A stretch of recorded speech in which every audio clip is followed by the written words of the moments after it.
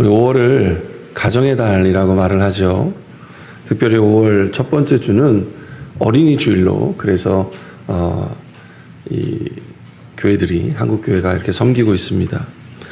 어린이는 나라의 보배고 또한 가정의 꽃이고 장래의 교회의 기둥이 될 자들입니다. 그러므로 어린이를 예수님 닮은 어린이로 이렇게 만들어가는 우리 교회가 되어야 된다라는 것이죠. 가정이란 또한 하나님을 모시고 부부가 서로 사랑하면서 자녀를 신앙으로 양육하고 가르치는 곳이 바로 이 가정이라는 곳입니다. 가정은 하나님께서 인류에게 최초로 주신 복된 공동체이고 그 중에서도 부모와 자녀의 관계는 사랑과 교육의 관계로 잘 이루어져야 축복된 가정이 된다라는 것이죠. 그런데 우리 부모들 또한 우리 자녀들 같이 이렇게 교육하기가, 부모가 자녀를 교육하기가 그렇게 논하기가 참 어려운 말이죠. 잘 시켜야 됩니다라고 말을 하지만 자식들은 부모의 마음처럼 잘 자라지 않습니다. 아무리 무언가를 가르치려고 하여도 잘 되지 않는다라는 것이죠. 그렇다고 우리가 포기한다면 더 큰 문제가 아닐까요?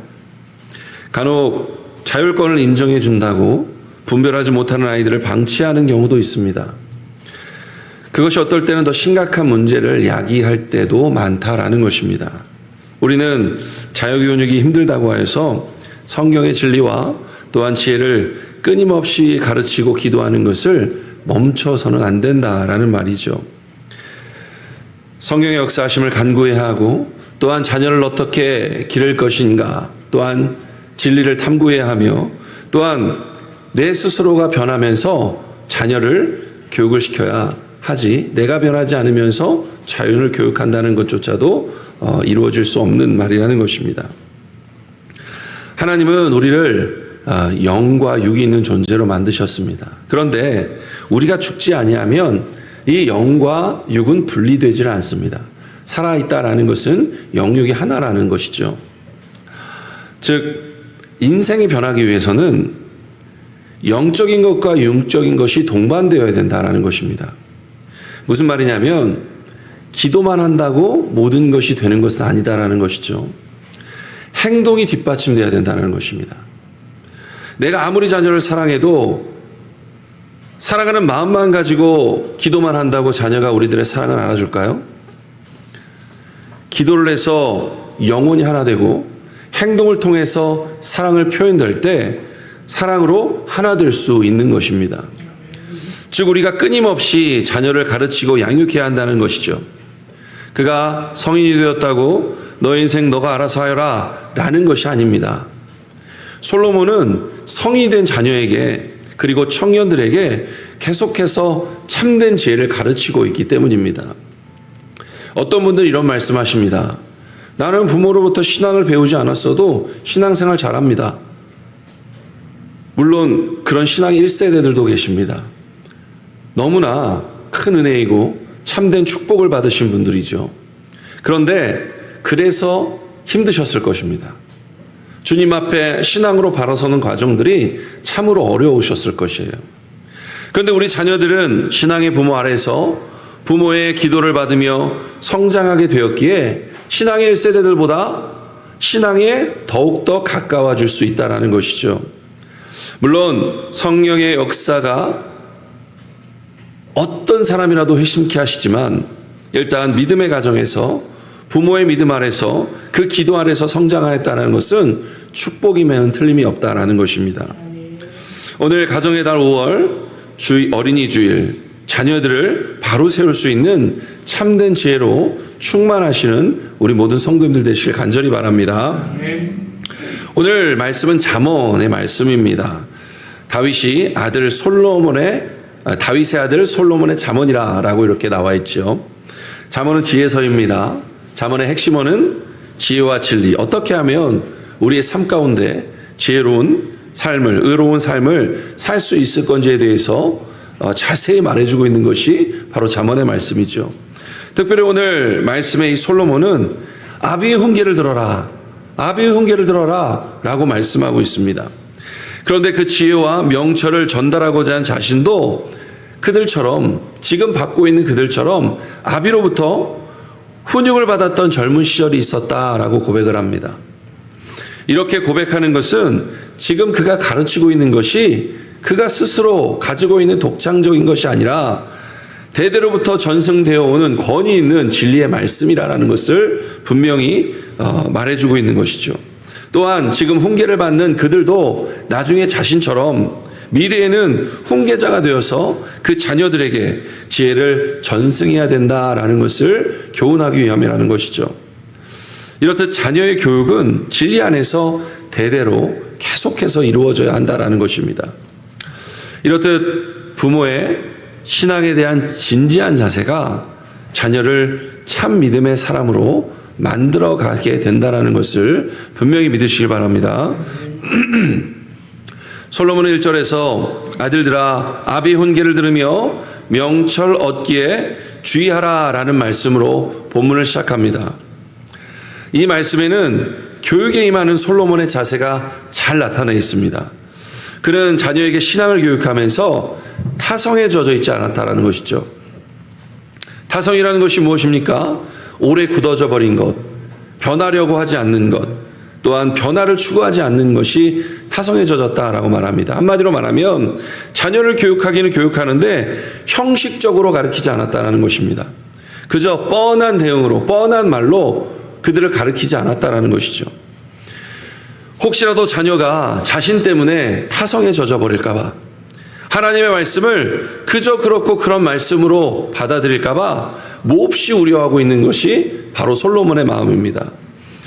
그런데 우리도 그러는 것 같습니다. 하나님의 말씀이 그저 그렇고 그런 말씀으로 생각이 들 때가 많다라는 것이죠. 성경의 주제들을 한번 생각해 보십시오. 우리가 수십 년 하나님의 말씀을 들었는데 수십 번, 수백 번 겹쳐 들어왔던 주제들이 얼마나 많습니까?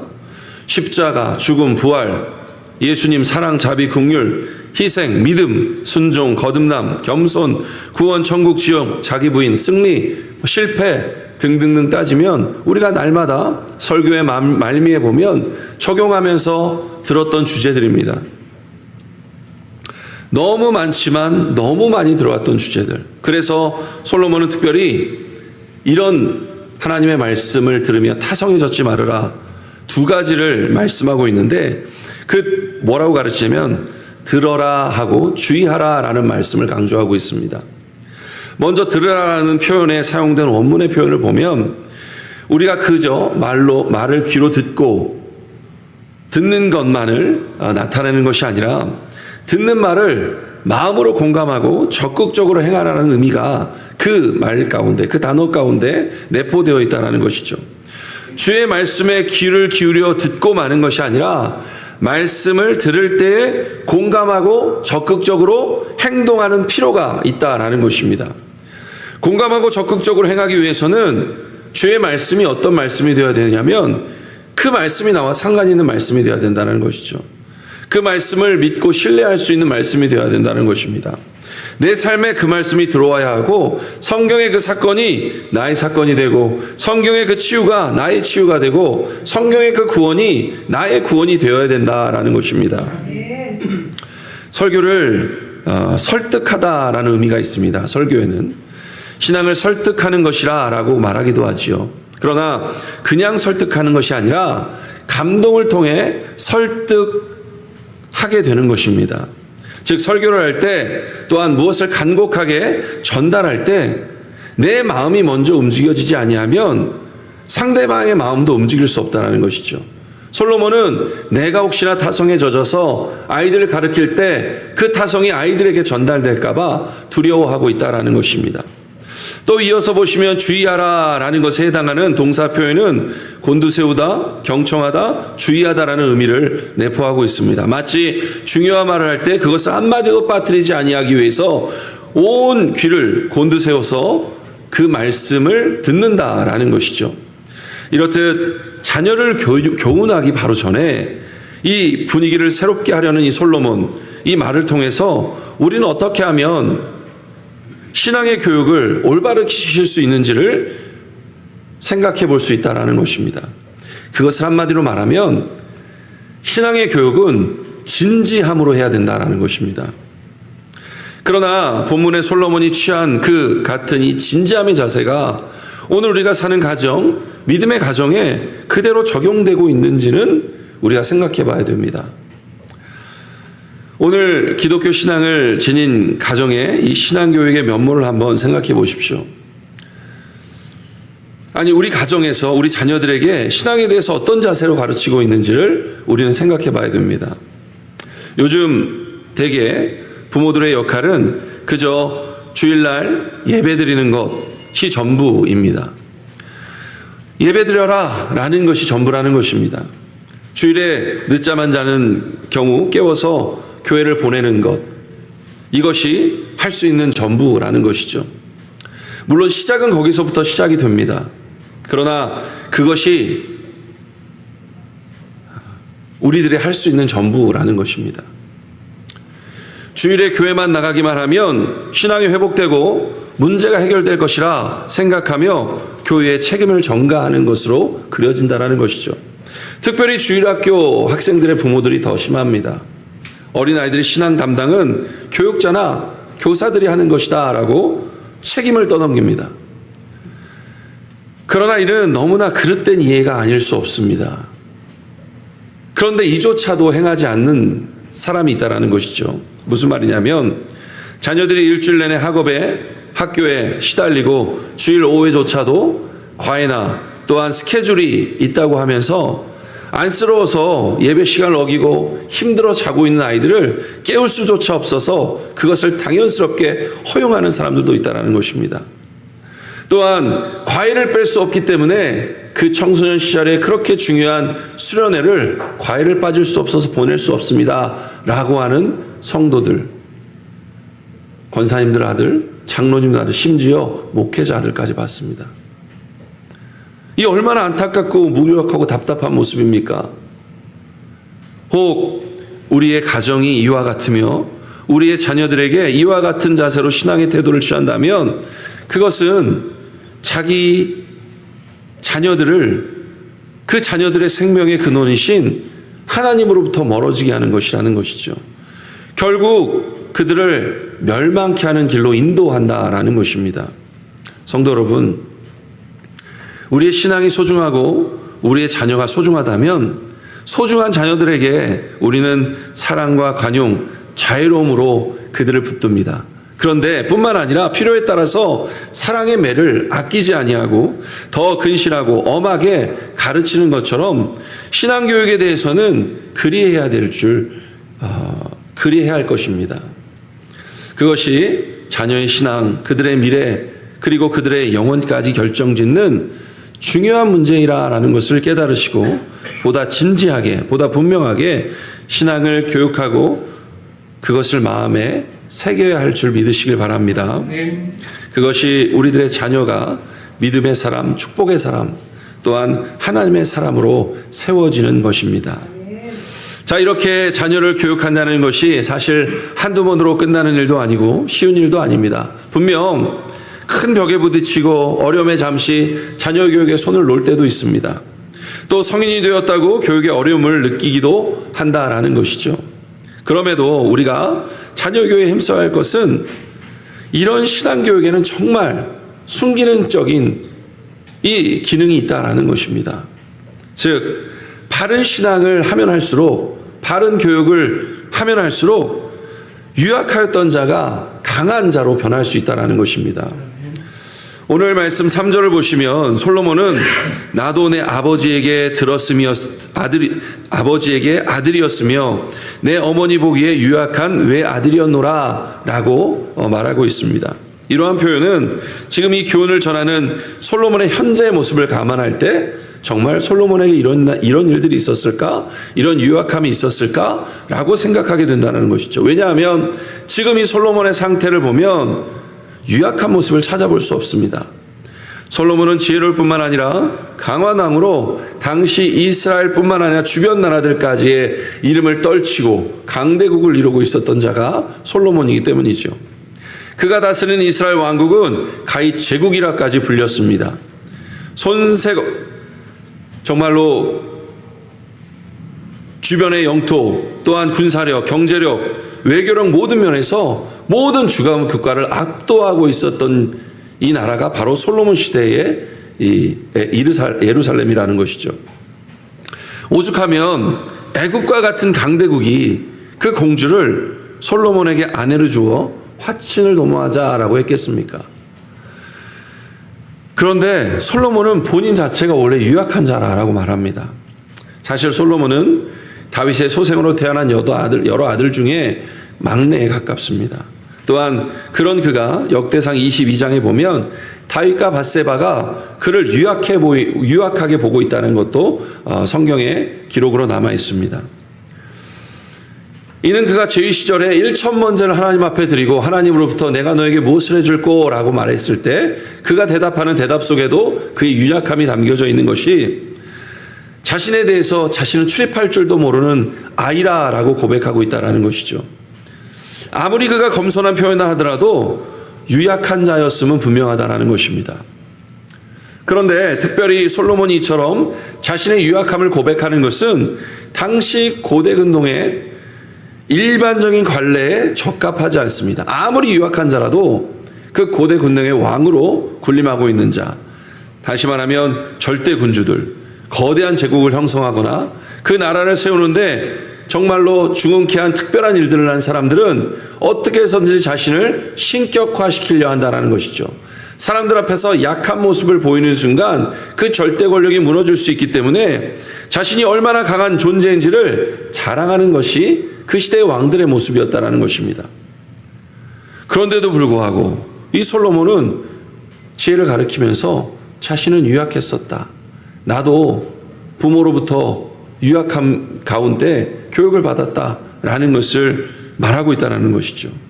그렇다면 솔로몬이 여기서 이 같은 말을 한 이유가 무엇이겠습니까? 그것은 자신이 신앙 때문에, 즉 신앙의 위대함을 알리기 위함이다라는 것입니다. 신앙이 얼마나 위대한 힘을 지니고 있는지를 알리고 그것이 자신처럼 그렇게 어리고 유약한 자라 할지라도 세계 최강자로 만들어 놓은 것처럼 신앙 안에서 거하는 것이 얼마나 중요한지를 말씀해 주고 있다는 것입니다. 이렇듯 솔로몬의 이런 가르침을 듣는 그의 아들들이 반드시 알아주기를 바라고 깨우쳐 주기를 바라는 진지한 모습이 오늘 말씀 가운데 솔로몬에게 드러나 보인다라는 것이죠.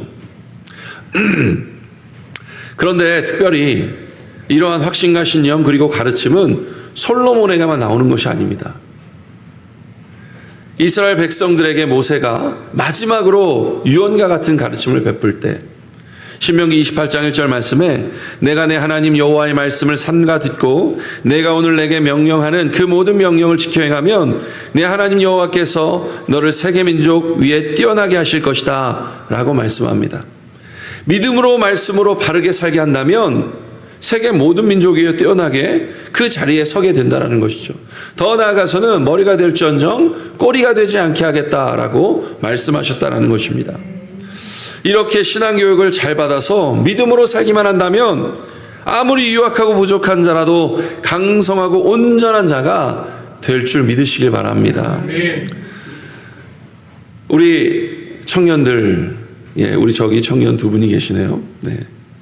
우리가 아무리 어려운 상황 가운데 있더라도 또한 좋지 않은 환경 속에서 우리의 모습이 약하고 초라하고 또한 건강을 때문에 힘들어하고 되는 일이 없어 날마다 실패해서 자신은 아무것도 못하는 이 패배주의자다, 패배적인 삶을 살고 있다 이런 생각을 갖지 마시고 믿음으로 사는 것을 배우고 믿음을 지켜나가시길 바랍니다.